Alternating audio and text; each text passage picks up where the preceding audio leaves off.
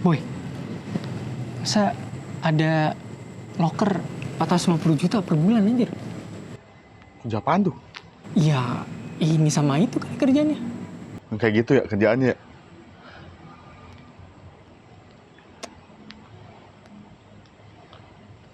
Iya lagi. Sekarang jadi kerja agak serem. Serem. Serem tuh maksudnya gini, kemarin ada dari himbauan dari pemerintah. Hati-hati buat job hunter. Ada kerjaan nih fresh graduate. Jadi admin apa misalnya. Kerja ya levelnya masih entry banget. Tapi gajinya udah 20 juta. Oke. Dan gue pernah mengalami itu. 20 juta. Ternyata perusahaannya perusahaan judol. Emang kenapa? Yang digerebek duluan lu. Oh iya yang benar. tangkap. Lu misalnya 20 juta lu cuma input data doang kerjaannya. Input data dan lu lokasinya diketahui di mana gitu. Sedangkan yang mensuplai atau yang itu kan kita nggak tahu siapa. Gue pernah pak, ada yang ngubungin gue di LinkedIn. Tertarik dengan CV Anda, boleh interview nggak? Perusahaannya nggak tahu. Gue lihat kepoin ini siapa nih HRD-nya. Pas gue buka, lalalala99.com. Wah, yang di pesawat jet ya? Bukan. Lalalala Zeus. Weh, gila. Wah, kata gue, kerjaan gue kan, gue lihat kan posisinya apa nih, admin apa gitu. Posisinya admin ya, tapi gajinya segini juta gitu. Berapa? Gue ditawarin 25 juta. Gokil. Kan kalau di karir beneran ya, yang beneran. Karir beneran. Itu juga beneran sih sebenarnya. Karir itu sebenarnya. Cuma kan Jalurnya jalur nightmare side. Kalau beneran misalnya, gue kan lama di retail nih. Iya. Lu posisi admin tuh posisi yang sangat entry level gitu. Posisi admin tuh entry level. Sangat biasanya setelah orang internship jadi ke admin. Oh iya. Gitu. Biasanya ngurusin dokumen-dokumen supplier. Kalau gue purchasing kan, dokumen-dokumen supplier, payrollnya gimana, kayak gitu-gitu. Dokumen-dokumen kayak kan mereka tukar faktur tuh. Ya. Nah, gitu-gitu biasanya. Kan cuma input data. Betul. Aja. Pekerjaannya lebih ke apa? Cuman ada komen dan lu harus kerjain. Ya. Bukan sesuatu ada yang lu harus solve. Bukan nggak ada yang harus lu tawar menawar dengan supplier. Terus ya tawar menawar gitu nggak ada kan. Secara kan kalau menurut gue sekarang gue lama di retail ya. Pekerjaan di retail tuh apa sih? Menyenangkan? Ya namanya pekerjaan ada yang menyenangkannya ada enggaknya ya. Iya, namanya kayak kerja lah. Iya, kan syarat sah bekerja capek. Tuh. Gaji itu nomor 3. Ya. Pertamanya lu kerja, ya udah capek belum ya? Capek. Nah, udah kerja berarti. Gitu. Nah, capek lah di retail kan 24 jam 7 hari ya. Ya karena gue online mungkin ya, retail online jadi 24 jam 7 hari. Nah ada itu yang namanya tanggal merah. Bullshit lah tanggal merah apa tuh? Benar. Kan lu harus siap di telepon jam 4 subuh, 3 subuh saat Anda lagi terlelap. 247 gue di Javu tuh kayak waktu kita Spektrum. Anjing itu cewek itu siapa sih? Situ lagi. Tapi gue masih mikir soalnya siapa sih namanya lupa gue. Yang ngerokok Flava. Anjir Flava. Nah itu jadi kan ya gue di fresh. Sekarang tuh menurut gue tantangannya di retail tuh harus mencari revenue sebanyak-banyaknya, atau maksudnya bukan revenue, margin sebanyak-banyak. Margin. Strateginya rata-rata orang-orang bikin, lu tahu istilah itu nggak sih, private label? Aduh, itu yang dilakukan sama dokter itu ya? Yang di itu kan sih private label? Bukan ya? Apa di itu? Kok dokter? Jadi ditutupin gitu. Labelnya? Iya. Ya itu kasar tadi. Kan ada MOU-nya, harusnya di belakang ada suatu brand, dan brand itu kita negosiasi untuk memberikan ke kita, menjual barang kita tanpa label, dan kita labeling sendiri dengan brand toko retail macam-macam. Lu pernah ke Alfa kan? Pernah. Ada snack tuh mereknya Alfa, ada gula mereknya Alfa. Iya bener. Nah itu white label. Bener. Karena dengan itu kita bisa, aduh ini rahasia nggak sih? Karena dengan itu bisa mendapatkan margin yang lebih. Iya benar. Dengan beberapa cara gitu. Ya ini kan cuman apa, mekanisme kan, Ya, sistem lah. Ya mekanismenya seperti itu sebenarnya garis besarnya. Ibaratnya gua apa, sistem live streaming atau sistem broadcast gitu. Jadi untuk ternyata dia membongkar bukan kecurangan sih sebenarnya, itu kan untuk ya namanya juga bisnis ya atau kerja, maksudnya modal sekecil-kecilnya untung sebanyak-banyaknya. Nggak gitu kadang-kadang. Mungkin untuk sebagian orang seperti itu, tapi kan itu kan namanya berbisnis tuh win-win solution, bukan I win you lose. Aduh, gue diajarinnya gitu sih. Ada tuh. Jajaran VOC lu. Kan gue yang di... Ya tapi prinsipnya emang seperti itu kan. Ada margin seenggaknya. Karena penentuan marginnya itu nggak tahu. Pokoknya sampai belum gue pers abis. Itu, kayak masih bisa dikorek deh gitu. Mungkin tergantung bidang bisnisnya ya. Mungkin. Karena kalau di retail ada yang marginnya ditentukan oleh si brand tersebut. Karena ini ya. Kalau bisnis jasa kan nggak bisa, kita gelap marginnya. Iya kan, kalau modelan, lu kan di digital nih. Iya benar. Digital kan jatuhnya jasa ya. Digital jatuhnya jasa. Jasa kan. Bener. Marginnya gelap kan. Marginnya gelap. Tergantung portofolio mungkin. Benar. Ini aja dah. Bengkel. Gelap kan. Gelap. Kalau lu misalnya ke bengkel-bengkel yang terkenal, bisa lebih gede kan, mahal. Bener. Karena portofolionya bagus juga. Benar. Tapi sebenarnya ngejar rapihnya ya udah. Rapinya sama aja. Iya, kalau hasilnya sama aja kan. Cuma mereka punya buzzer. Ya mungkin punya alat-alat yang lebih menang juga mungkin. Gitu kan.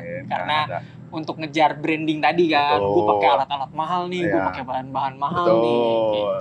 Nanti kan HPP-nya juga naik tuh. Betul. Dan harga jualnya juga harus naik. Jadi secara target pasarnya juga ya kelasnya naik juga gitu kan. Terus tapi sedangkan mungkin ada yang kelas atas yang lagi habis OTT atau. Ya. Jadi untuk memperbaiki sesuatu butuh harga yang lebih kompetitif, ya ada juga sebenarnya gitu. Biasanya kalau mobil-mobil yang gitu kan ada tulisan Harley Davidson. Stikernya. Padahal mobilnya pakai Rubicon ya. Belakangnya, harus Harley Davidson gede. Bukan Happy Family lagi ya? Bukan. Unhappy Family. Ya nggak tahu kan, keluarga orang siapa yang tahu ya. Jadi ya di retail kan gitu. Nah kalau di retail. Jadi sehat tuh kayak gitu tuh, maksudnya. Karena karena dia sebenarnya membeli bahan jadi tapi ya unlabel aja. Unlabel gitu, aja. Gitu. Dan itu sah, kenapa orang-orang retail pada ke situ sekarang? Karena mereka menurut gue lagi struggling. Retail itu struggling? Struggling karena orang-orang, yaitu level ekonomi, tingkat ekonomi yang menengah udah mulai turun ke bawah. Anjir. Dengan pajak naik 12%. Kan udah pernah kita bahas ya. Tapi ya benar, maksudnya kemarin kayak yang terakhir tuh gue cek. Sekarang orang level tingkat menengah udah nggak bisa beli gelas melon kan? Tapi sekarang tingkat menengah masih bisa beli tiket konser. Nah, payletternya banyak, tiap bulan habis duitnya sama pakai payletter ya. Gajingan. Gila. Nah itu udah ke bawah gitu. Jadi mereka udah nggak belanja ke supermarket atau ke supermarket online. Mereka lebih baik beli ke pasar tradisional, kalau nggak ke abang sayur keliling. Atau lebih parah dari situ, maksudnya udah lebih ke yang udah jadi aja gitu, junk foodan langsung. Tapi kan kalau secara ekonomi masak lebih murah. Misalnya ada 2 nih, suami istri. Si suaminya kerja, si istrinya lebih baik masak di rumah untuk 2 hari karena itu bisa lebih menghemat daripada dia beli. Kalau beli kan konotasinya ke praktis, karena nggak perlu masak, nggak perlu ribet, tahu jadi. Betul. Tapi kan harganya mahal, lebih mahal. Karena ada harga jasa orang masak. Kalau masak sendiri nggak kan? Tapi iya. Kecuali tapi ya si e-commerce atau marketplace ini banyak diskonnya sih. Nah, itu kan strategi marketing untuk retail online. Mereka ngediskon kan. Ngediskon gitu berapa sih marginnya? Kan pasti mangkas margin mereka. Sementara secara ekosistem mereka harus hidup. Secara ekonomi si retail online itu kalau terus motong margin gimana mau untung? Karena kalau ngeliat dari budaya yang kayak gitu kan. Karena di Indonesia kalau ngomong pasar online udah nggak ada apa namanya customer setia. Mereka tuh promo hunter.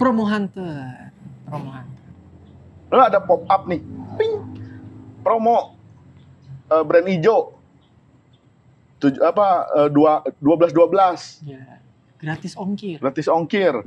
Rp1. Apalah? Flash sale. Itu kan. Pengen banget gue nyoba tuh flash sale tuh. iPhone cuma 10.000. Tapi kan yang beli 5 juta orang. Iya, yang beli pakai robot. Oh iya, yang klik. Nah gitu. Jadi retail tuh lagi berdarahnya tuh gitu karena mereka lebih baik beli makanannya jadi yang tadi kata lu, atau kalau lebih murah lagi belanja bahannya sendiri tapi ke warung-warung atau ke pasar tradisional. Retail udah mulai ditinggalkan. Mereka harus mikir kan gimana caranya gue ngejual barang murah dengan margin gede. Iya, karena ya nggak tahu ya kalau gue ngelihatnya ayam geprek nih, tapi kayaknya lebih mahal. Tapi malas masak. Sudahlah, beli saja. Nah, kan karena ada hasrat malas itu. Uangnya tinggal segini. Kalau tadi lu kasih suami istri, tinggal minta sama suami. Nah, ya, jadi banyak kemudahan-kemudahan yang toko online itu berikan. Kebodohan. Bukan kebodohan.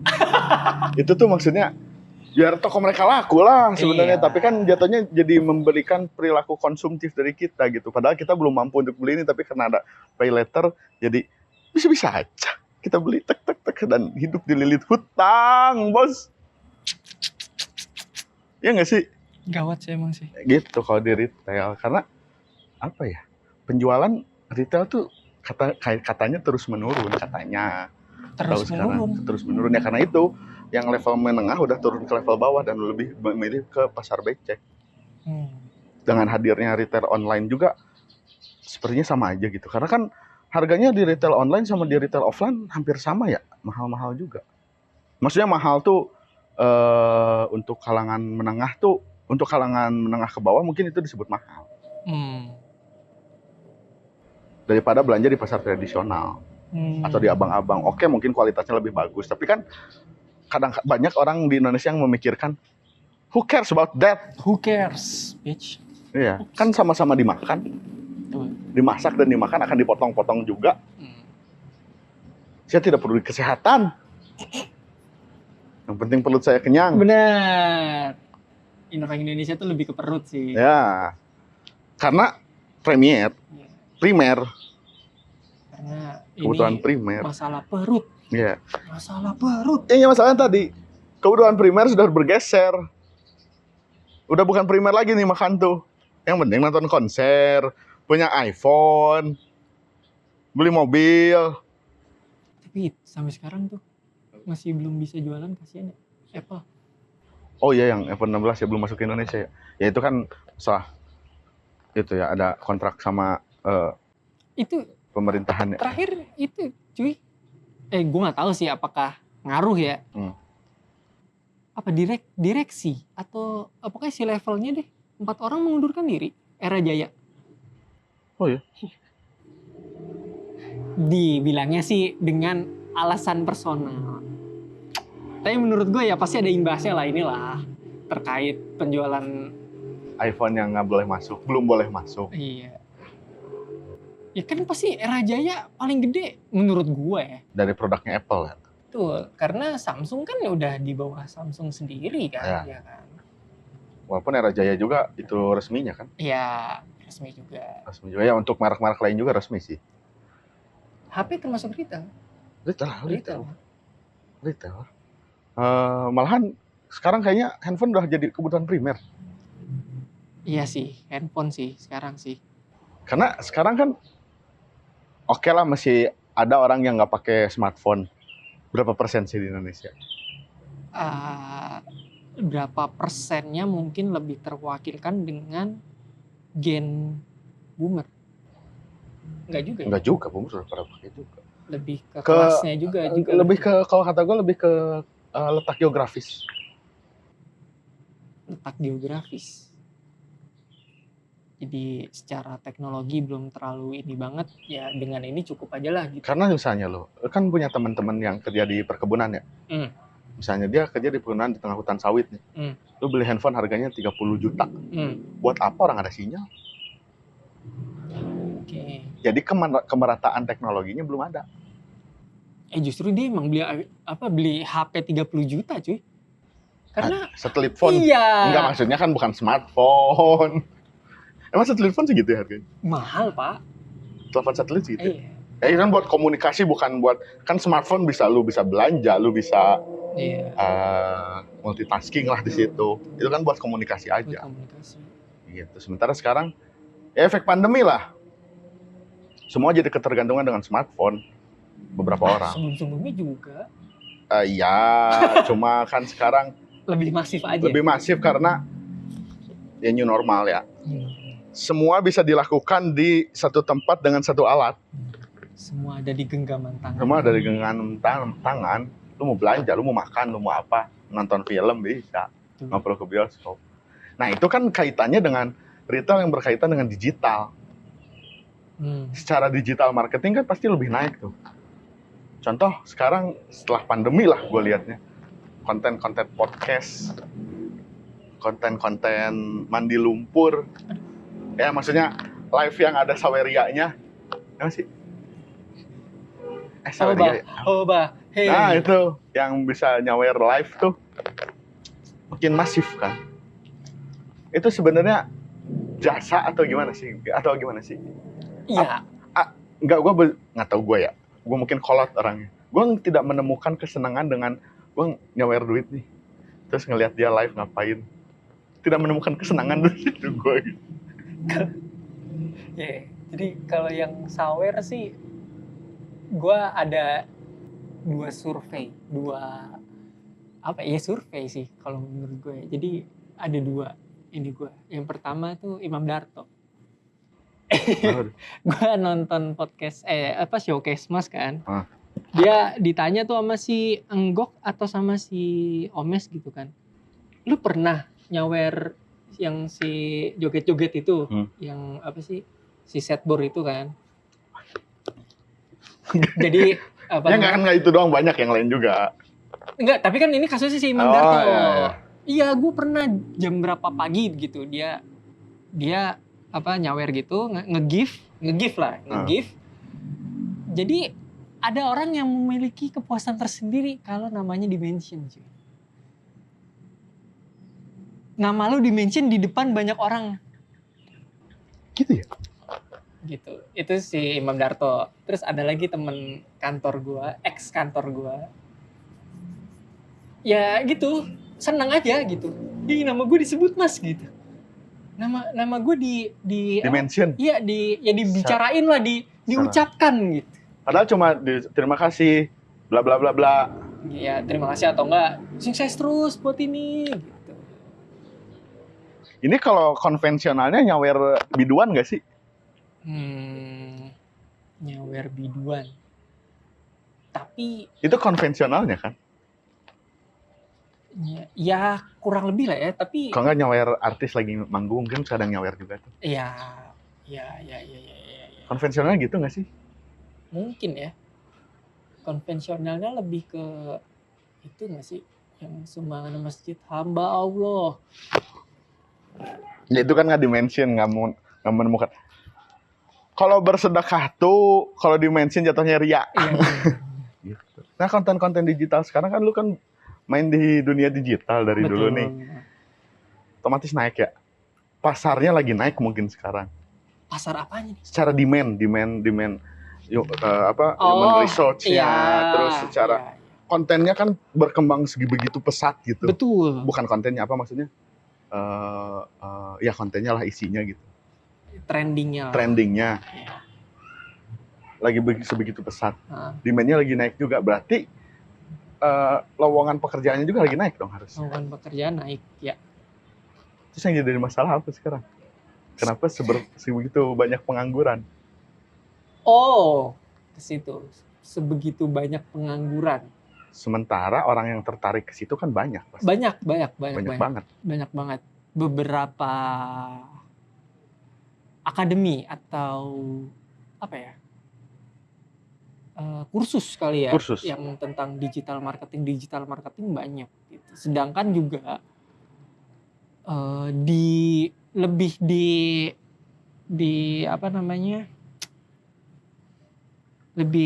expand, di collapse lagi. Digital marketing lebih banyak lagi, nggak hanya kalau yang tadi disebutkan lebih ke sosial media.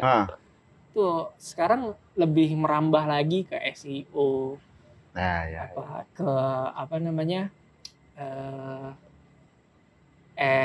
ads. Paid ads. Ya, terus ada ke Google Ads juga, terus ke. Ntar gue potong. Berarti semua ketergantungan dengan Google ya? Ya kan yang masif kan dia. Bukan yang masif ya. Rajanya di dia. Secara ininya ya, jaringannya kali ya. Soalnya kalau misalnya secara perangkat atau itunya ya masih Microsoft atau Windows.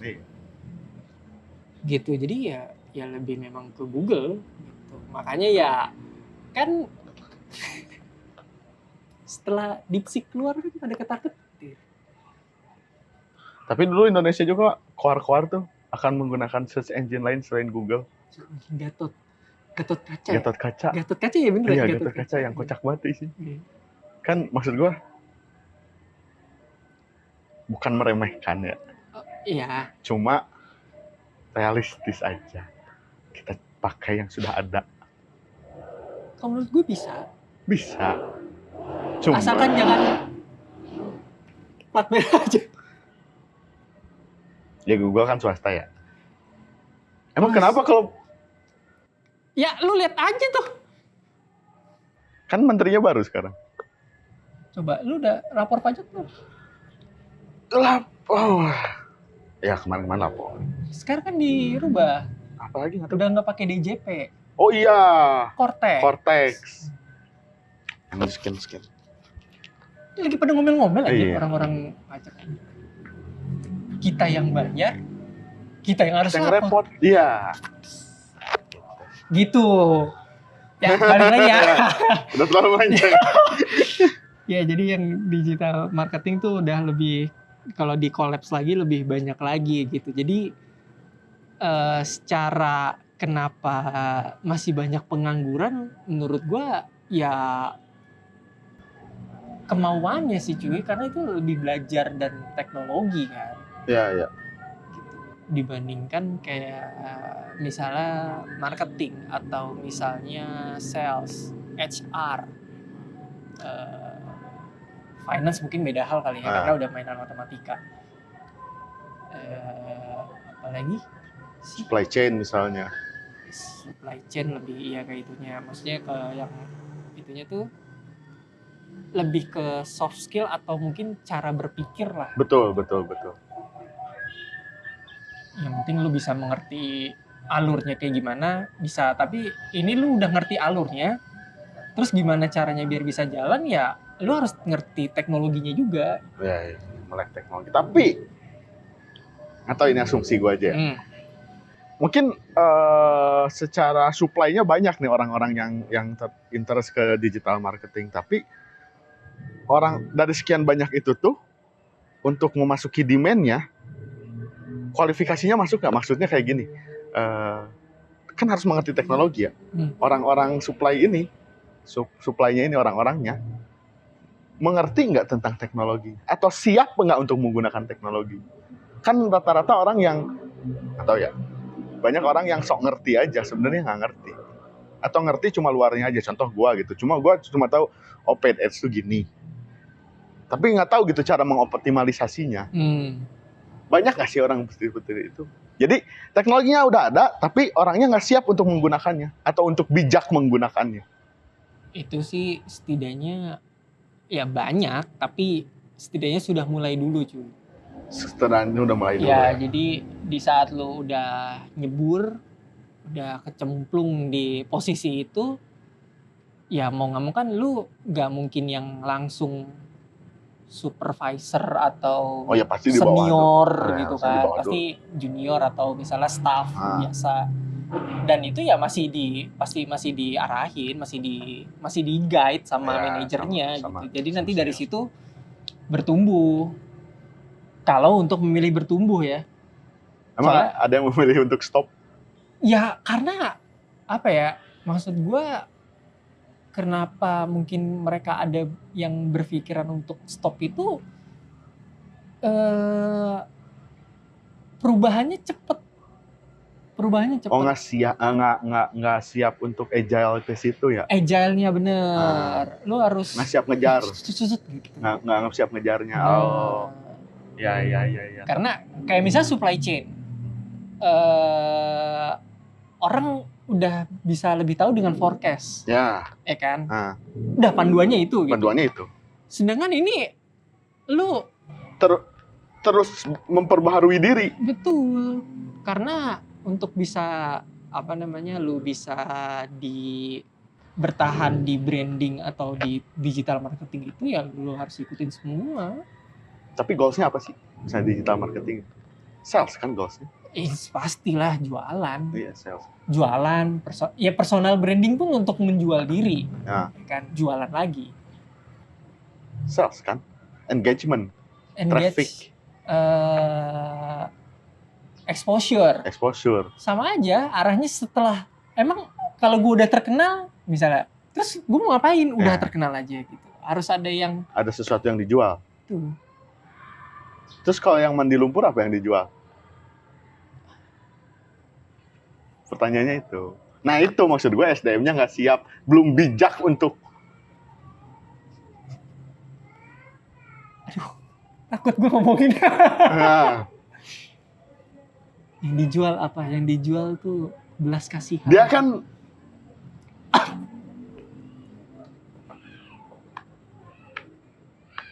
yang dijual penderitaan. Enggak dong. Gini, beda dong. Misalnya yang dijual belas kasihan. Contoh. Ada pengemis di jalan. Kita melihat dia kasihan. Ini kan enggak. Dia live. Ayo kasih saya gift, saya akan mandi lumpur. Enggak dong, bukan belas kasihan itu. Oh iya benar. Oh iya. Beda dong. Beda. Kecuali dia kalau nggak di gift, misalnya mandi lumpur terus gitu. Udah stop, gue gift nih. Itu menjual kasihan. Makanya kan pertanyaannya, jadi kan SDM-nya yang nggak siap untuk menghadapi teknologi ini dan tren ini. Oke, kalau misalnya lu ngomongin korporasi besar, salesnya ada. Terus dia atau misalnya personal dia menjual dirinya sebagai sebenarnya si orang itu tuh MC misalnya, jadi lebih laku MC-nya. Kan MC presenter biasanya bikin konten tuh. Dia kan untuk branding dirinya, ngejual dirinya. Nah, tapi kan banyak juga yang wadidaw. Berarti rata-rata banyak orang yang tidak siap menggunakan itu kan. tidak bijak. Gini. Nah. Kalau dari sudut pandang lain ya, sudut pandang gua, kalau misalnya lu dengan sudut pandang yang kayak gitu, kalau dari sudut pandang gua adalah justru mereka mempergunakan teknologi itu dengan 1001 cara yang dia tempuh aja gitu cuy. Karena maksud gue dia tidak membranding dirinya, tapi dia bagaimana caranya gue bisa dapat uang. Lebih ke survivor skill ya. Jadi anjir banyak sih sebenarnya di luar negeri, banyak juga tuh yang di Indonesia ada sih sebenarnya tuh tidur terus nanti kalau lu di give ada suara trompet misalnya, terus nanti kalau lu nge-give-nya terus nanti suara musiknya gitu. Jadi pokoknya orang nge-give itu biar dia nggak tidur. Oh itu ya? Ada tuh di luar negeri juga. Cesar ya dulu ya? Yang live 24 jam. Itu mah itu ya beda sih. Ini jadi lu diinin cuy, jadi misalnya kayak gini nih. Tembok belakangnya tuh ada ininya, misalnya lu nge-give satu mawar misalnya atau enggak satu donat gitu. Suara apa gitu. Jadi jadi menurut gue ya pinter. Maksud gue dengan keterbatasannya dia misalnya, anjir gue cuman tamatan SD nih, atau misalnya gue putus sekolah, gue gak punya skill. Terus dia punya ada disiapkan aplikasi seperti itu, terus dia melihat orang, loh kok dia bisa ngasih uang sih gitu, padahal cuman gini doang. Oh apa gue ikutan juga kayak gini ya? Nah itu maksud gue yang gak siap dari pola pikir. Gue sorry to say, gue putus sekolah, gue gak punya skill. Nah dari situ udah salah ya. Gue putus sekolah, gue punya skill. Apa contohnya? Kuli bangunan. Yeah. Kenapa nggak ngontennya lagi ngebangun apa? Itu dia ngebangun itu. Apa? Sekarang gini, ini sorry to say ya, pekerjaan kasar tuh kan rata-rata orang yang pendidikannya kurang mampu ya. Tapi banyak juga kan yang putus sekolah tapi sukses gitu. Yeah. Yang kurang gitu ya secara ekonomi. Tapi kan itu skill dia. Pekerjaan kasar tuh. Kuli angkut di pasar, dia lagi bekerja sebagai kuli angkut ya, it's not a problem. Itu skillnya dia. Bukan gak punya skill. Dari awal udah mikir, gue gak bisa apa-apa. Nah, itu yang salah. Justru itu dia lagi membangun skillnya cuy. Apa? Kreatif anjir. Kreatif. Oke. Kreatif. Apa yang kreatif sisi apa yang kreatif? Itu kan cuma jiplak dari orang lain yang sudah melakukan. Ya, salah satunya. Mungkin yang lain-lain kan jadinya aku mau sesuatu yang beda, mandi lumpur.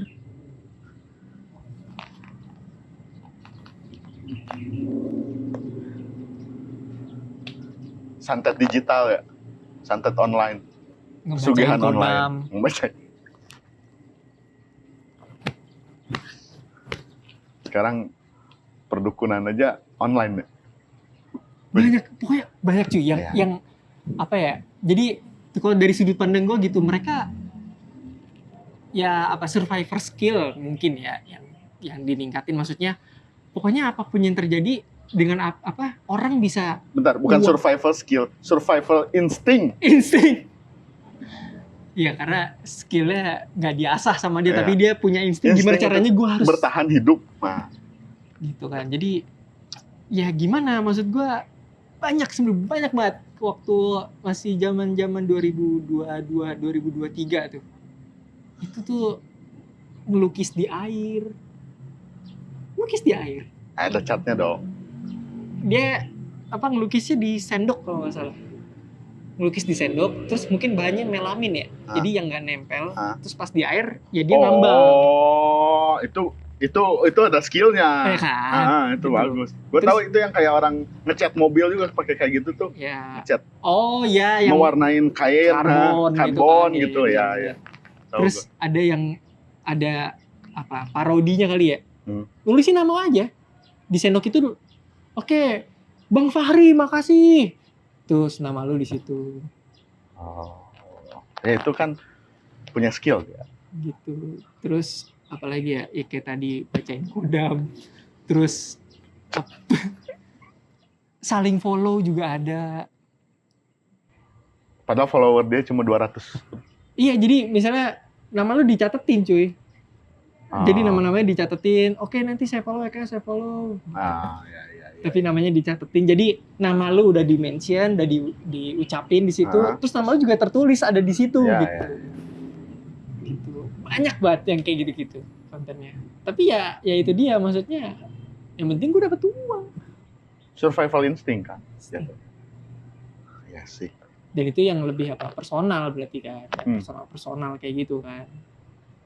Itu aja gue juga nggak ngeh tuh sebenarnya yang joget. Kampung joget itu si Setboard. Ada kampung joget? Kan dijadiin kampung joget. Sama siapa? Kampung TikTok atau kampung joget gitu. Sama siapa? Sama netizen. Karena satu kampung itu jadinya. Semua joget? Iya. Jadi dan sebentar. Lucu. Saya ke kampung itu.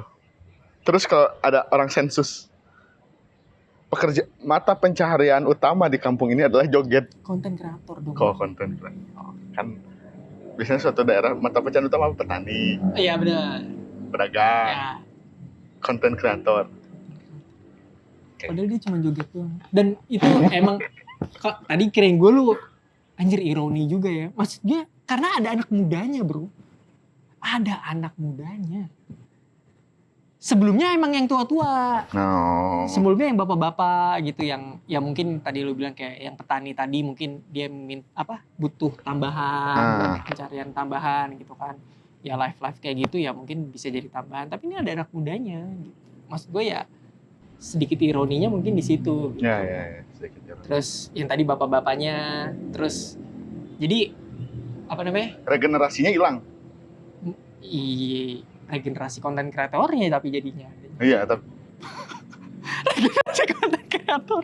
Jadi contoh gini ya, Kas. Ini ada bapaknya petani situ punya lahan berapa misalnya 2 hektar. Yeah. Dia bertahan hidup dari situ dan ya sukseslah bertani segala macam. Anaknya jadi konten kreator. Dapat warisan nih lama-lama lahan dari bapaknya. Lahannya dijual buat beli gadget. Lahannya dijual buat beli. Itu ironisnya. Iya nggak? Iya, ironis. Lebih ironis lagi, abis bapaknya lagi joget nih. Yang di belakang tuh ibu-ibunya, cuy. Wah. At the same time. Ada penali latar. Nggak, jadi HP yang live 1 gue nih. Lu di belakangnya pakai HP 1 lagi live lagi. Ada yang live lagi, orang lain lagi. Ibu-ibunya. Oh makanya sekarang banyak yang orang pinggir jalan ngamen. Iya. Ya tapi kan kalau ngamen oke lah, gue masih itu nyanyi lah gitu. Betul. Dia pakai skill dan ya bagus-bagus juga gitu main musiknya. Ya gitu. Tapi ya di sisi lain kalau dari situ ya kalau gue menyikapinya kayak misalnya orang yang ngamen pinggir jalan terus live di TikTok atau di mana di Instagram. Terus ada yang nyawer kan tuh. Kalau menurut gue itu brandingan usaha untuk branding diri yang bagus kok. Kalau dia skillnya bagus nyanyi atau segala macam main musiknya bagus, dia bakal dinotis sama musisi-musisi besar. Iya. Dan bakal nggak menutup kemungkinan bakal diajak sama mereka. Contohnya yang di Garut, tahu nggak sih? Voice of Baceprot. Oh iya tahu. Tapi kan dia emang udah terkenal cuy. Enggak, dari awalnya kan emang main di sekolahannya dia doang. Terus yang bikin unik karena mereka nyanyiin lagu death metal. Iya, death metal. Kayak ya RATM. Maksudnya nyanyiin death metal tapi secara looks Islami banget, berhijab dan segala macam. Tapi main musiknya oke pada saat mereka SMP, kan SMP awalnya nggak bagus-bagus amat. Ya. Tapi karena dinotis sama banyak orang, Sampai sekarang di coaching sama orang-orang hebat. Main di festival death metal internasional. Karena dia punya USP. Karena punya USP. Itu kreativitas. Itu penggunaan digital marketing yang bagus. Angkat dulu. 40 menit.